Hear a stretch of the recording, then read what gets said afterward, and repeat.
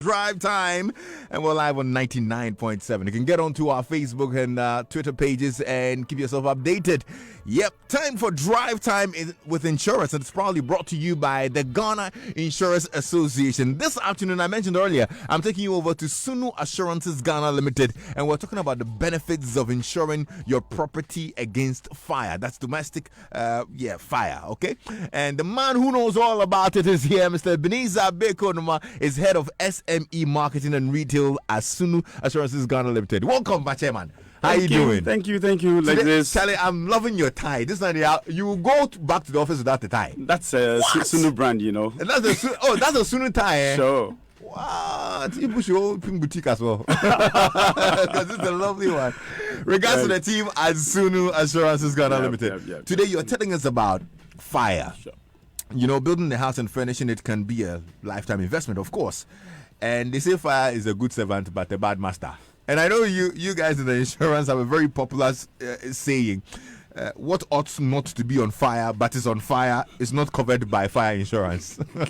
So today, you've got to actually educate us why indeed we need to factor in fire insurance after putting up a house. Yeah. Thank you, Alexis. You've actually brought a lot of fire into town, you know. Even the rains couldn't down. Yeah, it's been a chilly weather, but my friend, you do all, yeah. That's right. Thanks, man. Right, Alexis, okay. Fire, what we are going to look at is fire insurance policy regarding domestic. And I tell you, you know, like you rightly said, in Ghana, in our part of the world, building a house is a lifetime investment. Right. Actually, it is said that we build by installments. You buy one bag of cement and then you start, and then next time you continue in that order. So by the time you realize it will take you your whole working life to build a house. Yeah. So this tells you that this is actually a huge investment that needs to be protected. Mm-hmm. And so if we talk, if insurers talk about fire, our kind of definition of insurance will not be the same as a fire the service regular officer. Fire. Okay. Yes, yeah. So what do we mean? We look at fire insurance by looking at what does it cover. Okay. And in our case, if we talk about fire insurance, of course, we are talking about a situation where fire, actually, an the real fire, yes. And then we also look at explosion. And this kind of explosion is what we call domestic explosion. You can have gas in your kitchen and that kind of. And then we also talk about lightning. You know, when it rains, we experience lightning and all that. So this becomes the standard fire policy. This is the basic fire policy. Now you have the opportunity to add on extensions. We have something we called today I'm going to try as much as possible to be less technical. Yes, I hope because, our biggest problem with penetration is that people actually don't understand our language. And so we try to do away with technicalities and look at things in a very simple way. So you can extend the fire insurance cover to cover what we call the allied perils or special perils. These are all risks, okay? But a minute ago you said you were going to tune it down. That's where I'm coming to. Okay. Yes. So I thought this was the tuned down one. No. What it is that, okay, we have these special perils that are all risks. Okay. Just as the fire and then the lightning and the explosion we mentioned. Now, if you are buying fire insurance, then you have the opportunity to include what we call the additional perils. Right. Okay, I get it now. And some of the perils are flood. We have bursting of pipes. We have bushfires. We have windstorm, landslides, and even items falling from the air. Maybe some plane comes to crash on your house. Yes. Or items out of the plane and all that crashing your house. These are all extensions that you can buy. Around the fire? Yeah, around the fire. Okay. So anytime you're buying your fire insurance, you don't just buy fire insurance, you know.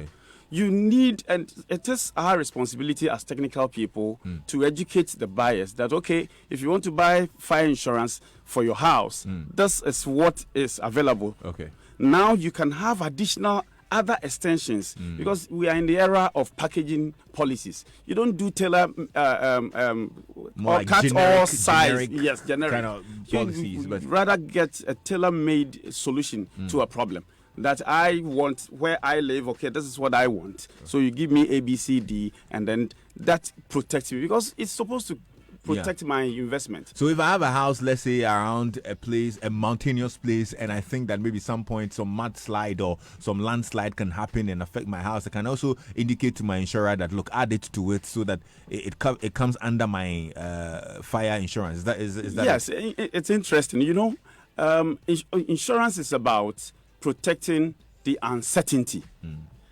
If I know, in fact, there are places in Accra, let me give this as an example. There are places in Accra that if anybody who lives there approaches an insurance company that I want to buy fire insurance and that I want flooding as an additional peril or risk to be added to the standard one, some of the companies may say, no, sorry, we cannot do that.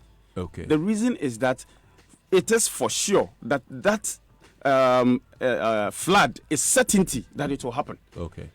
And that will not be insurance. So we are looking at accidental fire. Okay. In all the respect that we've spoken about. Yeah. Okay. At least one thing is clear, that when an insurer says fire, it is pregnant with a lot of other things, not just the fire that we know. So to increase penetration, you have to understand the pregnancy. Exactly. Sebi. I get your point. Okay. So what about the contents of the house? Yes, I'm coming to that. You know, if you own a house, you have what we call insurable interest in the building. That is your building. Okay. It's a building that you used your money, whether you bought it, either it was willed for you or whatever. It is your building. And then we have the content. So if you have a house, you have the opportunity to insure the building and then the content. The content includes your clothing, your TV, you know, boys, you have your ghetto blaster somewhere and some TV. All these are items that are considered content. Okay. Now, you know, most of it is common that in Ghana, most of us, the working class, are not living in our houses. So the question is, if I don't have a house, it means that I cannot insure. The answer is that you can insure the content because your interest is the building, the content, because you are a tenant. Yeah. So the items in the building, in your room, in your apartment, they are for you. So you need to insure. And you know, there's something so interesting about fire insurance. I tell you, it is one of the cheapest insurances you can buy on the market. Really? People don't know. Because if you have a content, your ghetto blaster, your TV and your clothing and your mattress and stuff like that, if you put all together, it's about even 20,000. Let's take it at 20,000. Yeah. If anybody takes 100 cedis or more for that cover for the whole year, the person is being too hard on you. Really? I am telling you. It's as low as that? That is a fact. Wow. That is a fact. So that is what we are talking about. And I'm happy GIA has brought out this project. That's interesting. We are reaching out to people. People think that, yes, it costs so much to put up a building. And so you think that if I want to insure this building, it will cost a fortune to do that. But I tell you, it's far cheaper than even vehicle insurance. It's interesting that you mentioned the tenant bit because, like you rightly said, a lot of us are living with landlords or we have landlords. So the houses don't necessarily belong to us. So it means that there's some benefits when I insure the content of my house, and let's say my landlord does not insure the building, because I'm very sure they wouldn't. A lot of them have not insured their buildings. But you think that it's necessary to insure the contents as well, and regardless of whether the structure has been insured or not. Yes, it is. Yes, you know, the building, the house belongs to the landlord, of course. So it is the responsibility of the landlord to insure the building without the content, unless the landlord lives in that house. Yeah. But I, as a tenant in one corner, some apartment, my responsibility is the content. So if I insure the content in my house, that does not belong to me, of course, as a tenant, and there's fire, my responsibility is the content. And so the insurance I took, the fire insurance I took, will take care of the content without the building. Okay. If the landlord does insure the building, then the landlord also gets his or her claim arising out of that fire. Okay. Yeah. Wow. Good stuff. Do insurance also factor in the price of land, considering the high cost of land these days? Not really. Let me ask this question like this: if your house catches fire, what happens to your land? The land. The weeds die. So it will be too much to ask. Okay. In fact, in general practice, we don't insure the land. We rather look at the structure on the land. Well, it is very necessary that we all take fire insurance. I've been educated a little bit, and I'm grateful to you that you've talked to us about fire insurance. I think everybody should, whether you own the house or not. At least you have insurable interest. That's it. Is that the word? Yes. In your content, personal the effects, yes, and stuff like that. So that is when you don't have a house, and you have to consider allied perils. That's it. Special perils. Okay, so Mr. Ebenezer Abeku Onuma is head of SME Marketing and Retail at Sunu Assurances Limited. He's been telling us the benefits of insuring your property against fire, and amazingly, it is very, very cheap as well. So you've got to go get it, and I'm sure you can get it at Sunu Assurances, right? Definitely. When you come to Sunu Assurances, we have special packages. I told you that we don't do all size, one size fits all. Yeah. We have package policies that when you come, we'll look at you, we'll talk to you and find out what you need. Yeah. We at times we even move to the site to see where you live and all that, and then we can give you a good package. Okay. It can be very, very, very cheap. Well, good stuff. I'm glad you shared this with us. Thank you so much. Yeah, Mr. Abeku Onuma is the head of SME Marketing and Retail at Sunu Assurances.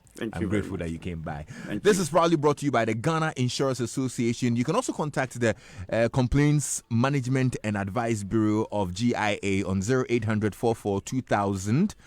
And whatever it is you'd want clarified, they would help you with that, okay? Insurance companies, claims payment, certainly our business. Tomorrow we'll bring you another edition of the Drive Time with Insurers here on Joy 99.7 FM.